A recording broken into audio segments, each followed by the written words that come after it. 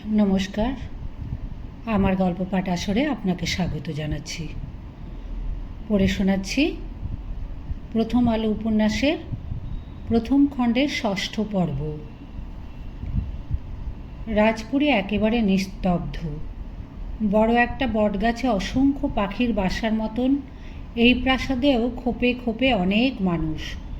তবু তারা চলাফেরার সময় পায়ের আওয়াজ গোপন করতে ব্যস্ত। সবাই কথা বলছে ফিসফিসিয়ে। মহারাজ বীরচন্দ্র গভীর শোকে মগ্ন। শুধু শোকগ্রস্তই নয়, মহারাজ মহাক্রুদ্ধও হয়ে আছেন। সচরাচর খোশমেজাজি ও সুরসিক বীরচন্দ্র এখন যখন তখন অগ্নিশর্মা হয়ে উঠছেন। কেউ তার সামনে পড়তে সাহস পায় না। এর মধ্যে একজন আলতাদাসীকে দেখে তিনি সম্পূর্ণ বিনা কারণে গর্জে উঠে বলেছিলেন, এই তুই এখানে কি করছিস? বেরিয়ে যা, বেরিয়ে যা, জীবনে আর কখনো এই প্রাসাদে ঢুকবি না। মহারানী ভানুমতির মৃত্যুতে বীরচন্দ্রের এমন তীব্র প্রতিক্রিয়া তার পারিষদকে অবাক করে দিয়েছে।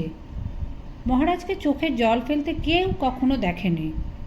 মাঝে মাঝে গান বাজনা শুনতে শুনতে তার চক্ষু সজল হয় বটে, কিন্তু শোক তাপ তিনি শান্তভাবে সহ্য করতে জানেন। রাজা মহারাজাদের সর্বসমক্ষে বেশি আবেগ বা উচ্ছ্বাস দেখাতে নেই। এবারেও মহারাজ অন্যদের সামনে কাঁদেননি। বাগান বাড়ি থেকে দৌড়ে এসে ভানুমতির শয্যার পাশে বসে তিনি ঘর খালি করে দিতে বলেছিলেন, কিন্তু দূর থেকে অনেকে তার হাহাকার শুনতে পেয়েছে। ভানুমতির মৃত্যু খুব আকস্মিক। তিনি সুস্বাস্থ্যবতী ছিলেন, রোগ ছিল না কোনো, সেজন্য মহারাজ এত বেশি আঘাত পেয়েছেন। তা অস্বাভাবিকও নয়, তবু তার পরের ব্যবহার ব্যাখ্যা করা যায় না। তিনি পালঙ্কে ভানুমতির মৃতদেহ আঁকড়ে শুয়েছিলেন। রাত্রি প্রভাতেও সেই সব দাহ করতে দিতে রাজি হননি। শিশুর মতন অবোধ হয়ে গিয়ে তিনি বারবার বলছিলেন, না না, ভানুকে কেউ আমার কাছ থেকে নিয়ে যেতে পারবে না, সরে যা, তোরা সব সরে যা।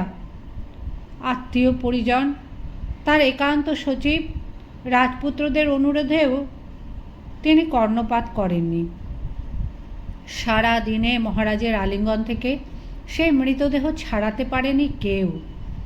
শেষ পর্যন্ত কুমার সমরেন্দ্রচন্দ্র যুবরাজ রাধাকিশোর মহারাজের পা ধরে মিনতি করতে লাগলেন। মৃত্যুর 24 ঘন্টার মধ্যে দাহ কার্য সম্পন্ন করতে না পারলে মহাপাপ হয়। শ্মশানে যাননি মহারাজ, তিনি ভানুমতির কক্ষেই রয়ে গেলেন। মহারানীর সঙ্গে রাত্রি যাপন করার প্রতিশ্রুতি দিয়েও তিনি আসেননি। এখন তিনি রাতের পর রাত কাটাতে লাগলেন এই শূন্য ঘরে। মাঝে মাঝে তিনি উচ্চ ঈশ্বরে কার সঙ্গে কথা বলেন। 3 দিন তিনি সেই মহল থেকে বেরোলেন না একবারও। রাজকার্যে তার মতি নেই। জরুরি কোনো দলিলে সইও করতে তিনি রাজি নন। দাসদাসীরা খাবার সাজিয়ে দিয়ে যায়, তিনি স্পর্শ করেন না কিছুই। অন্য রানীরা এসে সাধ্য সাধনা করেছেন কত, কর্ণপাত করেননি মহারাজ। তার উপর জোর করার কেউ নেই। বীরচন্দ্রের জননী এখনও জীবিত, কিন্তু তিনি বর্তমানে রয়েছেন উদয়পুরে। 3 দিন পর মহারাজ সেই কক্ষ থেকে বেরুলেন বটে, কিন্তু কথা বলেন না কারোর সঙ্গে। তাঁর হাঁটা চলা যেন স্বপ্ন চালিতের মতন। দৃষ্টিতে কিন্তু ঔদাসীন্য নেই, মুখখানা গনগনে হয়ে আছে রাগে। তিনি নিজের ওপরেই সাংঘাতিক ক্রুদ্ধ। ভানুমতিকে তিনি কত কাল ধরে চেনেন। ভানুমতির তেজ, জেদ, চাপল্য, রাগ সবই তিনি জানেন, কিন্তু অভিমানের বশে ভানুমতি যে আত্মঘাতিনী হতে পারে তা তিনি স্বপ্নেও ভাবেননি। সচিব, দেওয়ান আর ঠাকুর লোকদের সন্তুষ্ট করার জন্য রাধাকিশোরের নাম তিনি যুবরাজ হিসেবে ঘোষণা করেছিলেন ঠিকই, কিন্তু এ প্রস্তাব তো তিনি আবার ইচ্ছে করলেই বদল করতে পারেন। সমরেন্দ্র তার প্রিয় সন্তান। ভানুমতি এটা না বুঝেই চলে গেল। ভোজ উৎসবের পরদিন সকালেই সমরেন্দ্র দূরের জঙ্গলে চলে গিয়েছিল শিকার করতে তার মামার বাড়ির আত্মীয়দের সঙ্গে। শিকারের উপলক্ষ সলা পরামর্শের অপক্ষেও আদর্শ। মায়ের মৃত্যুর সংবাদ দিয়ে ফিরিয়ে আনা হয়েছে সমরেন্দ্রকে। পিতার মুখের উপরে সে কোনো কথা বলতে পারে না, কিন্তু বোঝাই যায় যে সে সাংঘাতিক ক্ষুব্ধ। সে মহারাজের ঘরের দিকে আসছে নাও একবারও। বীরচন্দ্র প্রাসাদ থেকে বেরিয়ে উদ্যানে পায়চারি করছেন কখনো কখনো, মাঝে মাঝে কমল দিঘির ধারে একা বসে থাকছেন চুপটি করে। স্কুল পালানো বালকের মতন ছোট ছোট ঢিল ছুঁড়ে দেখছেন তরঙ্গভঙ্গ। গভীর কালো জলে যেন কার চোখের কথা মনে পড়ে। ঘন বৃক্ষরাজির আড়ালে কোন একটা পাখি এক টানা শীষ দিয়ে চলেছে। মহারাজ সেদিকে তাকিয়ে থাকেন। পাখিটাকে দেখা যায় না। ওই শীষের মতনই মহারাজের অবচেতনে কিছু যেন গুঞ্জরিত হচ্ছে। অদেখা পাখিটার মতন তা ভাষায় রূপ পাচ্ছে না। একবার তিনি উঠে যাচ্ছেন মানা ঘরে। অসমাপ্ত ছবি আঁকার চেষ্টা করে একটু পরেই ফেলে দিচ্ছেন তুলি। ফটোগ্রাফির ঘরে গিয়ে নাড়াচাড়া করছেন পুরনো প্রিন্ট। গানের ঘরে বাজাতে চেষ্টা করছেন এসরাজ। কিছুতেই মন লাগছে না, কিছুতেই মনের অবসাদ কাটছে না। বেশ কয়েকজন মহারাজের কাছাকাছি গিয়ে ধমক খেয়েছে। একান্ত সচিব ঘোষমশাই বুদ্ধিমান মানুষ। তিনি প্রথম কয়েকদিন মহারাজের সঙ্গে কোনো কথাই বলতে যাননি। বয়স্ক মানুষকে সান্ত্বনা দেওয়া যে অতি দুঃসাধ্য তা তিনি জানেন। রাজা মহারাজারা সহজে কাতর হন না, আর যে রাজার অনেক রানী, তার পক্ষে এক বিগত যৌবনা রানীর মৃত্যুতে এমন ব্যাকুল হয়ে পড়া নিছক শোক হতে পারে না। আরও অন্য কিছু কারণ আছে নিশ্চিত। ঘোষমশাই দূর থেকে কয়েকদিন মহারাজকে লক্ষ্য করলেন। তারপর যখন দেখলেন রাজকার্য প্রায় অচল হয়ে পড়েছে, তখন তিনি অবলম্বন করলেন এক কৌশল। ছবি ঘরে একটা তুলি হাতে নিয়ে বিহ্বল হয়ে বসে আছেন বীরচন্দ্র। আজ সকালে ঠিক করেছিলেন ভানুমতির একটি চিত্র অঙ্কন করবেন, কিন্তু ইজেলের সামনে দাঁড়াবার পর কি আশ্চর্য, ভানুমতির মুখচ্ছবি স্পষ্ট মনে আসছে না। এও কি সম্ভব? ভানুমতির কথা চিন্তা করে তার নিদ্রাহীন রাত কাটে। অন্ধকারের মধ্যে জ্বলজ্বল করে ভানুমতির মুখ, আর এখন এই দিবালোকে সেই মুখ আবছা হয়ে গেল কি করে? কেমন যেন জলে ডোবা মূর্তির মতন। ভানুমতির ফটোগ্রাফ তিনি তুলেছেন কয়েকখানা। এখানে হাতের কাছে তার প্রিন্টগুলি নেই, খুঁজতে প্রবৃত্তিও হচ্ছে না। মনশ্চক্ষে দেখতে না পেলে ফটোগ্রাফ দেখে চিত্রাঙ্কনের প্রয়োজন কি? মনের কোন অতল তলে তলিয়ে যাচ্ছেন মহারানী? এই সময় মহারাজ যেন কার কণ্ঠস্বর শুনতে পেলেন। কে যেন মন্ত্র উচ্চারণ বা স্তোত্র পাঠ করছে। একটুক্ষণ উৎকণ্ঠ হয়ে তিনি বুঝতে পারলেন, না, সংস্কৃত নয়, বাংলা। জানলা দিয়ে তিনি দেখলেন প্রশস্ত বারান্দায় ধীর পদে পায়চারি করছেন ঘোষমশাই। পরিষ্কার ঝঙ্কৃত কণ্ঠে আবৃত্তি করছেন, হয়তো জানো না দেবী, অদৃশ্য বাঁধন দিয়া নিয়মিত পথে এক ফিরাইছ মোর হিয়া। গেছি দূরে, গেছি কাছে, সেই আকর্ষণ আছে। পথভ্রষ্ট হই নাকো, তাহারই অটল বলে। নইলে হৃদয় মম ছিন্ন ধূমকেতু সম, দিশাহারা হইত সে অনন্ত আকাশ তলে। মহারাজ জিজ্ঞেস করলেন, কি পড়ছ ঘোষমশাই? এ কার কবিতা? ভানুমতির মৃত্যুর পর পঞ্চম দিনে এই প্রথম বীরচন্দ্রের কণ্ঠ থেকে একটি স্বাভাবিক বাক্য নির্গত হলো। ঘোষমশাই কাছে এসে মহারাজকে নমস্কার করে বললেন, শশীভূষণের কাছে একটা বই আছে, তাতেই পংক্তিগুলি পড়ে ভালো লেগে গেল। আমাদের বৈষ্ণব কাব্যে রাধার বিরহ কিংবা শোকের কথা অনেক আছে, কিন্তু পুরুষের শোকের কাব্য বিশেষ চোখে পড়ে না।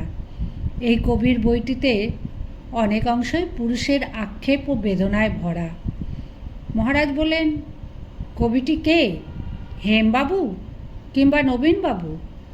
ঘোষমশাই বললেন, না না, এ এক অতি তরুণ কবির রচনা। এর নাম রবি ঠাকুর। মহারাজ ভ্রু কুঞ্চিত করে বলেন, ঠাকুর? আমাদের ত্রিপুরার ঠাকুর লোকদের কেউ নাকি? ঘোষমশাই বললেন, না মহারাজ, ত্রিপুরায় কবি বলতে তো আপনিই একমাত্র, আর মদন মিত্তির আছেন। এই রবি ঠাকুর কলকাতার। এর সম্পর্কে আমি বিশেষ কিছু জানি না। শশীভূষণ অনেক খবর রাখে। মহারাজ বলেন, আহা, ভারী খাসা রচনা, আবার শোনাও তো। ঘোষমশাই পুনরায় আবৃত্তি করলেন।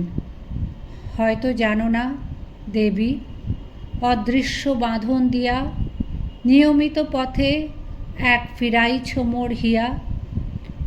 ঘোষমশাই থামতেই মহারাজ অতৃপ্তভাবে বলেন, আহা, এ যে আমারই মনের কথা, আরও শোনাও, আর একটু। ঘোষমশাই সংকুচিতভাবে বলেন, আর যে মনে নেই, মাত্র দু একবার পড়েছি। শশীভূষণের কাছ থেকে বইখানা আনাবো? শশীভূষণের কাছে খবর যাবে, তারপর বইটি আসবে, এই দেরিটুকুও যেন সহ্য করতে পারছেন না মহারাজ। তাই বললেন, চলো তো শশীভূষণের কাছে বইটা দেখি গে। এই কদিন বীরচন্দ্র পোশাক পরিবর্তন করেননি। ধুতি ও বেনিয়ান মলিন হয়ে গেছে, পায়ে খড়ম, গালে খোঁচা খোঁচা দাড়ি। তিনি দ্রুত পদে এগিয়ে চলেন পাঠশালা বাড়ির দিকে। আজ সকালেও শশীভূষণ একজন মাত্র ছাত্র নিয়েই ক্লাস চালাচ্ছেন। স্লেটে ইংরেজি লেখা শিখছে ভরত। এর মধ্যেই সে শুনে শুনে লিখতে শিখেছে অনেকটা। শশীভূষণ ডিকটেশন দিচ্ছেন। Once upon A time there lived. মহারাজ ভেতরে ঢুকে দাঁড়িয়ে পড়লেন। ঘোষমশাই প্রায় দৌড়ে এসে বলেন, ওই যে সেই রবিবাবুর বইটা বার করো তো, শিগগির শিগগির। শশীভূষণ বলেন, বইটা তো আমি ভরতকে পড়তে দিয়েছি। ভরত, কোথায় রেখেছিস রে? তোর ঘরে? বইখানি ভাগ্যক্রমে ভরতের সঙ্গেই আছে। ছেঁড়া ঝুলি থেকে বইটি বার করে দিয়ে অদৃশ্য হয়ে যাবার ভঙ্গিতে সে দেওয়ালের এক কোণে সেঁটে দাঁড়িয়ে রইল। মহারাজ পাতা খুলেই পড়তে লাগলেন। স্নেহের অরুণালোকে খুলিয়া হৃদয় প্রাণ, এপারে দাঁড়ায় দেবী, গাহিনু যে শেষ গান, তোমারই মনের ছায়, সে গান আশ্রয় চায়, একটি নয়ন জল তাহারে করিও দান। মুখ তুলে তিনি বললেন, তুমি ঠিক বলেছ ঘোষমশাই, পুরুষের এমন বেদনার গাথা তো আগে এত মর্মন্তুদ করে কেউ লেখেনি। আহা, নিশ্চয়ই এর বুকেও শোকের শেল বেঁধেছে। আমারই মতন এই কবিও বুঝি তার প্রিয়তমা মহিষীকে সদ্য হারিয়েছে। শশীভূষণ গলা খাঁকারি দিয়ে বললেন, না মহারাজ। বীরচন্দ্র বললেন, না মানে? শশীভূষণ বললেন, এই কবির বয়স খুবই কম, 21-22-এর বেশি নয়। আমি যতদূর জানি ইনি বিবাহ করেননি। বীরচন্দ্র বললেন, কলকাতার বাবুদের বুঝি 21-22 বছর বয়সে বিবাহ হয় না?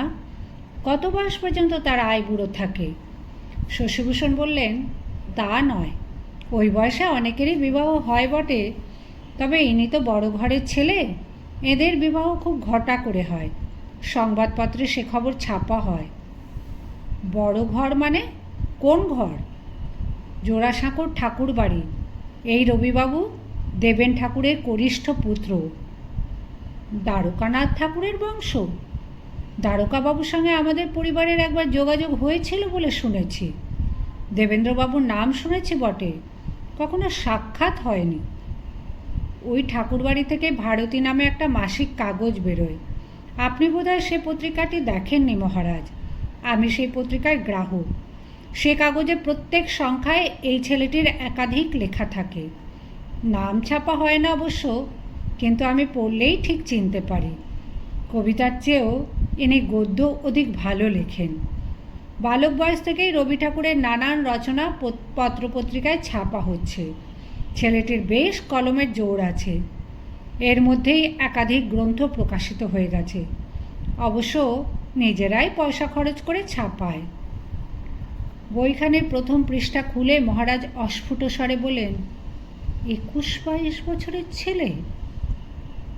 বইটির নামপত্রে লেখা ভগ্ন হৃদয়, শ্রী রবীন্দ্রনাথ ঠাকুর প্রণীত, কলিকাতা বাল্মীকি যন্ত্রে মুদ্রিত, দাম 1 টাকা। উৎসর্গের পৃষ্ঠায় শ্রীমতী হের উদ্দেশ্যে লেখা একটি 5 স্তবকের উপহার কবিতা।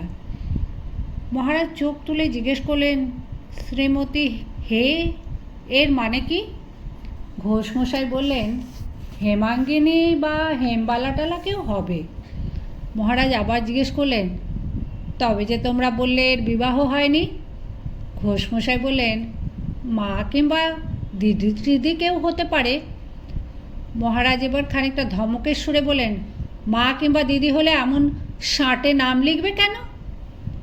এ প্রশ্নের কী উত্তর হতে পারে তা শশীভূষণ বা ঘোষমশাই কেউই জানেন না, সুতরাং নীরব রইলেন। মহারাজ জানতে চাইলেন, এই ছেলেটির আর কি বই আছে? শশীভূষণ বললেন, আমি রুদ্রচণ্ড নামে একটি নাটিকা পড়েছি, সেখানে তেমন সরেস হয়নি, তবে ভারতীপত্রে এর গদ্য রচনাগুলি একেবারে অনবদ্য। মহারাজ ভগ্ন হৃদয় থেকে নিজে কয়েক লাইন পড়লেন, তারপর ঘোষমশাইয়ের দিকে বইটি এগিয়ে দিয়ে বলেন, তুমি পাঠ করে শোনাও, তোমার কণ্ঠস্বর ভালো। ঘোষমশাই পড়তে লাগলেন। আজ সাগরের তীরে দাঁড়ায় তোমার কাছে, পরপারে মেঘাচ্ছন্ন অন্ধকার দেশ আছে, দিবস ফুরাবে যবে, সে দেশে যাইতে হবে, এপারে ফেলিয়া যাব আমার তপন শশী। কে বলে কবিতা পাঠের কোনো উপকারিতা নেই? এই কয়েকটি দিন বীরচন্দ্রের মনখানে দুর্ভেদ্য কুয়াশায় ঢাকা পড়েছিল। তার বোধ বুদ্ধি চিন্তা শক্তি অবশ হয়েছিল, এমনকি দৃষ্টিও ছিল ঝাপসা। কবিতা শুনতে শুনতে সেই কুয়াশার জাল কেটে যেতে লাগলো। ফিরে এলো অনুভূতির তীক্ষ্ণতা। ভানুমতির মৃত্যুর পর তিনি তার অভ্যেস মতন গোঁফ চুমড়োতেও ভুলে গিয়েছিলেন। এবার গোঁফে আঙুল বোলাতেই বোঝা গেল তিনি আবার স্বাভাবিক হয়ে আসছেন। ফিরে এলো তামাকের নেশা, এমনকি এতদিন পর তিনি খিদে অনুভব করলেন। কিছুক্ষণ কবিতা পাঠ শ্রবণ করার পর মহারাজ হুঁকো বরদারের জন্য ছটফট করতে লাগলেন। ঘোষমশাইকে থামিয়ে দিয়ে তিনি বললেন, দাও বইখানি আমি নিয়ে যাই। এতক্ষণ পর ভরতের দিকে তার চোখ গেল। ভরত এ ঘর ছেড়ে চলে যায়নি। সে তৃষ্ণার্তের মতন মহারাজ ও অন্য দুজনের কথোপকথন ও কবিতা পাঠ শুনছিল। মহারাজ জিজ্ঞেস করলেন, কিরে তুই এসব পড়িস নাকি? যে কাব্য মহারাজের ভালো লেগেছে সেই কাব্য মহারাজেরও আগে ভরতের মতন এক অকিঞ্চিতকর মানুষের পক্ষে পড়ে ফেলাটা দোষের কিনা তা সে বুঝতে পারল না। কিছু উত্তর দিল না সে। বিবর্ণ হয়ে গেল তার মুখখানি। মহারাজ আর কিছু বললেন না, বেরিয়ে গেলেন দ্রুতপদে। প্রাসাদে ফিরে মহারাজ স্নান করলেন অনেক সময় নিয়ে, তারপর পরিপূর্ণ আহারে বসলেন। সেই পর্ব শেষ হলে আলবোলার নলে কয়েকবার টান দিতে না দিতেই ঘুমে ঢুলে এলো তার চোখ। দিবানিদ্রা দিলেন প্রায় 4 ঘন্টা। ঘুমের মধ্যে ভ্রুকুঞ্চন নেই, প্রশান্ত ওষ্ঠের ভঙ্গি। এক অর্বাচীন কবির রচনা তাকে সুস্থ করে তুলেছে। সন্ধ্যের পর ভানুমতির কক্ষে প্রদীপের আলোয় তিনি জোরে জোরে পাঠ করতে লাগলেন ভগ্ন হৃদয়, যেন তিনি ভানুমতিকেই শোনাচ্ছেন। পরদিন থেকে মহারাজ অনেকটা স্বাভাবিকভাবে সরকারি কাজকর্ম শুরু করলেন বটে, তবে সবাইকে বুঝিয়ে দিলেন যে তার শোক পর্ব এখনও শেষ হয়নি। প্রথম কয়েকটি দিন তার ভাবাবেগে ছিল যুক্তিহীন রকমের বিহ্বল। তারপর তিনি মহারানীর বিচ্ছেদ শোক পালন করতে লাগলেন রাজকীয় প্রথা বিহিতভাবে।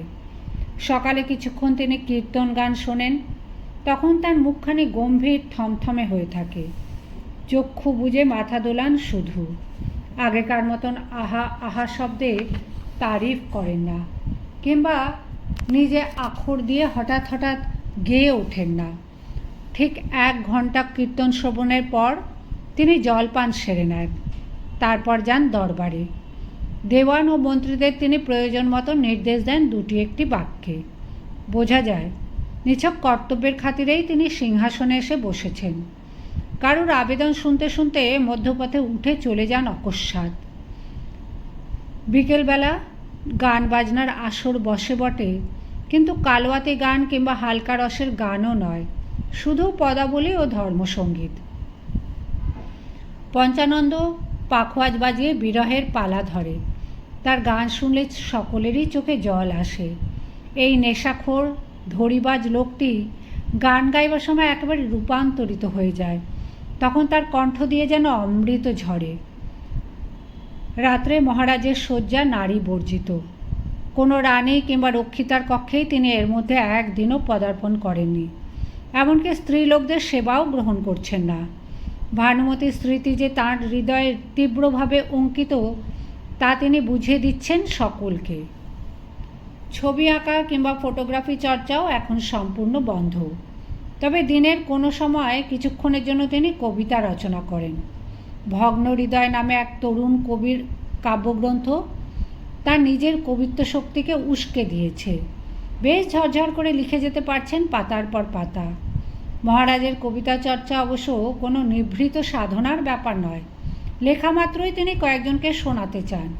সেই জন্য 2-3 জন অন্তরঙ্গ ব্যক্তি সে সময় তার কাছাকাছি থাকে। 2-4 লাইন লিখেই তিনি তাদের শুনিয়ে জিজ্ঞেস করেন, ঠিক হয়েছে? উপমাটি কেমন? জুৎসই তো? সেই লাইনগুলি মুখে মুখে ছড়িয়ে যায়। রাজপুরীর সবাই জানে মহারাজ বীরচন্দ্র মাণিক্য তাঁর প্রিয়তমা মহিষী ভানুমতির স্মৃতি অমর করে রাখছেন কবিতায়। ভানুমতির অকাল মৃত্যুতে তাঁর বাপের বাড়ির পক্ষ, রাজধানীর মণিপুরী সম্প্রদায় খুবই ক্ষুব্ধ ও উত্তেজিত হয়ে আছে। নীরব মহারানীর এমন আচম্বিত মৃত্যুবরণ করা খুবই সন্দেহজনক ঠিকই, কিন্তু তাঁর খাদ্যে বিষপ্রয়োগ কিংবা তাকে কোনো রকম হত্যার চেষ্টার বিন্দুমাত্র প্রমাণ পাওয়া যায়নি। রাজবৈদ্যরা সবাই একমত হয়ে ঘোষণা করেছে মহারানী প্রাণত্যাগ করেছে সন্ন্যাস রোগে। ঘুমের মধ্যে এই রোগে সহসা শ্বাস বন্ধ হয়ে যায়। তবু মহারানীর পুত্র সমরেন্দ্রকে যেদিন যুবরাজ পদ থেকে বঞ্চিত করা হলো সেই দিনেই তার মৃত্যু হলো। এজন্য মহারাজ পরোক্ষে অবশ্যই দায়ী। কিন্তু মহারাজের শোকের বহর দেখে মণিপুরীরা প্রকাশ্যে ক্ষোভ জানাতে পারছে না। মহারানীর শ্রাদ্ধ হবে মহা আড়ম্বরের সঙ্গে। তার প্রস্তুতি শুরু হয়েছে। শ্রাদ্ধের অনুষ্ঠান হবে 2 জায়গায়, আগরতলা এবং বৃন্দাবনে। মহারাজ স্বয়ং বৃন্দাবনে যাবার অভিপ্রায়ের কথা জানিয়েছেন। সেজন্য অনেক টাকার প্রয়োজন, অথচ রাজকোষের অবস্থা সুবিধের নয়। মহারাজ একদিন একান্ত সচিব রাধারমণ ঘোষের সঙ্গে নিভৃত আলোচনায় বসলেন। হিসাব কষে দেখা হয়েছে সমস্ত অনুষ্ঠান সুষ্ঠুভাবে সম্পন্ন করতে গেলে অন্তত 1 লক্ষ টাকার প্রয়োজন। সে টাকা আসবে কোথা থেকে? ঘোষমশাই একটুক্ষণ চিন্তা করে বলেন, এই কার্তিক মাসে প্রজাদের কাছ থেকে অতিরিক্ত রাজস্ব সংগ্রহের উপায় তো দেখি না। পীড়ন করতে গেলে বিদ্রোহ হবে। বীরচন্দ্র বলেন, তা আমি বিলক্ষণ জানি, সেই জন্যই প্রজাদের ওপর চাপ দিতে চাই না। তাই তো তোমার কাছে অন্য উপায় জানতে চাইছি। ঘোষমশাই বলেন, আর এক উপায় আছে, কিছু সোনা দানা বিক্রি করা। সম্প্রতি মোহরের দাম উঠেছে 18 টাকা 9 আনা। গত সপ্তাহে দর ছিল 18.5 টাকা। এখন ভালো দাম পাওয়া যাচ্ছে। মহারাজ ভুরু কুঞ্চিত করে বলেন, সোনা দানা বিক্রি করতে হবে কলকাতায়। অমনি কলকাতার খবরের কাগজওয়ালারা ঠিক জেনে যাবে। তোমাদের কলকাতার কাগজগুলো আমার ব্যাপারে সব সময় ছিদ্রান্বেষী। অমৃতবাজার পত্রিকা পলিটিক্যাল এজেন্ট নিয়োগের ব্যাপারে প্রায়ই আমাকে খোঁচা দেয়। সোনা বিক্রির খবর ফাঁস হয়ে গেলে ওরা ধরে নেবে যে আমি দুর্বল হয়ে গেছি। অনেকেই ধরে রেখেছে যে ত্রিপুরা রাজমুকুট আমি ওয়াজেদ আলী শাহর মতন যে কোনো দিন ইংরেজের হাতে তুলে দেব। ঘোষমশাই দৃঢ় স্বরে বলেন, তা কোনো দিনও হবে না। ত্রিপুরা চিরকাল স্বাধীন থাকবে।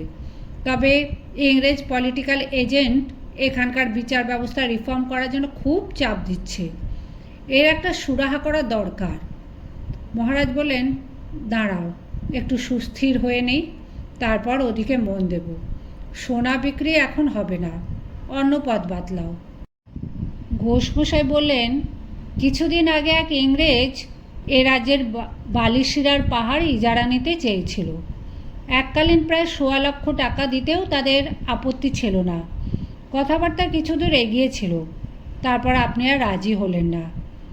মহারাজ বললেন, রাজি হয়নি কেন জানো?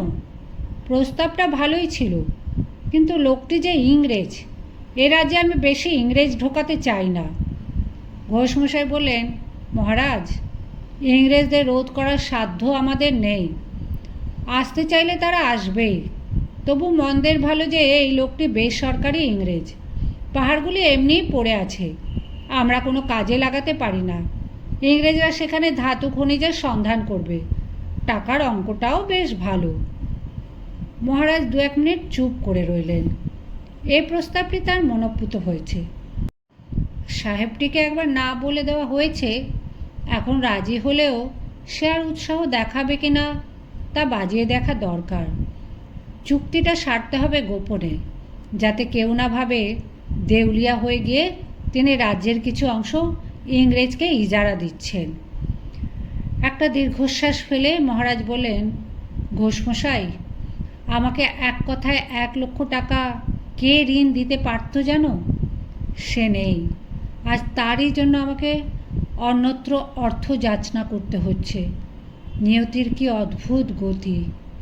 যাই হোক, তুমি ২-১ দিনের মধ্যেই কলকাতায় যেতে পারবে? ঘোষমশাই বললেন, অবশ্যই পারবো মহারাজ। মহারাজ বললেন, আমার সম্মতিপত্র নিয়ে তুমি নিজে যাও, একেবারে দলিল লিখিয়ে টাকা পাঠাবার ব্যবস্থা করো। এমনভাবে সব কাজটা করবে যাতে আমার প্রজাদের মধ্যে প্রচার হয় যে তাদের মঙ্গলের জন্যই ইংরেজদের ডাকা হয়েছে। ঘোষমশাই বললেন, সেটা মিথ্যে প্রচার হবে না। ইংরেজ কোম্পানি এসে এখানে খোঁড়াখুঁড়ির কর্মকাণ্ড শুরু করলে আমাদের প্রজারা অনেকে কাজ পাবে, তাদের জীবিকার সাশ্রয় হবে। মহারাজ উঠে দাঁড়ালেন, ঘর থেকে বেরোতে গিয়েও থেমে গেলেন আবার। তার মুখে একটা দ্বিধার ভাব। গোঁফ চোমড়াতে চোমড়াতে তিনি বললেন, তুমি ফিরে এলে আমি বৃন্দাবন যাব। তারপর আমার আর একটা দায়িত্ব আছে। মহারানী ভানুমতী আমার কাছে সেই সন্ধ্যাবেলা একটা ইচ্ছা প্রকাশ করেছিলেন, তার শেষ ইচ্ছা পালন করতেই হবে আমাকে। ঘোষমশাইয়ের মুখে রেখা কাঁপল না, কিন্তু অন্তরে কেঁপে উঠলেন। যুবরাজ রাধাকিশোরকে বঞ্চিত করে আবার সমরেন্দ্রচন্দ্রের নাম উত্থাপন করবেন নাকি? এর মধ্যে রাধাকিশোর কিছু কিছু রাজকার্যের ভার নিয়ে যোগ্যতার পরিচয় দিয়েছেন। মহারাজের শোকের সময় তো সব কিছু সামলেছেন তিনি। এখন হঠাৎ রাধাকিশোরকে সরিয়ে দিলে প্রচণ্ড একটা গণ আন্দোলন হবে। এ রাজ্যের অনেকেই রাধাকিশোরের পক্ষপাতী। ধীরে ধীরে মস্তক আন্দোলন করে মহারাজ বললেন, তুমি যা ভাবছ তা নয় ঘোষমশাই, তা নয়। এখন আমি বিশৃঙ্খলা চাই না। তুমি ঘুরে এসো, তারপর আমি সব কথা খুলে বলবো। কক্ষ থেকে বেরিয়ে যেতে গিয়ে আবার কিছু মনে পড়ায় তিনি থমকে দাঁড়ালেন। ঘোষমশাইয়ের কাঁধে হাত রেখে বলেন, তোমার আর একটি কর্তব্য আছে। কলকাতায় যাচ্ছই যখন, একবার ঠাকুর বাড়িতে ঘুরে এসো আমার প্রতিনিধি হয়ে। দ্বারকানাথ ঠাকুরের নাতি অতি দিব্য কবিতা লিখেছে, তা পাঠ করে আমি বিশেষ শান্তি পেয়েছি।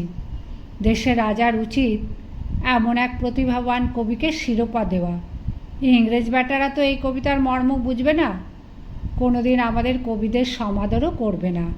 তুমি খানকতক মোহর আর শাল দোশালা আমার হয়ে উপহার দিও সেই কবিকে।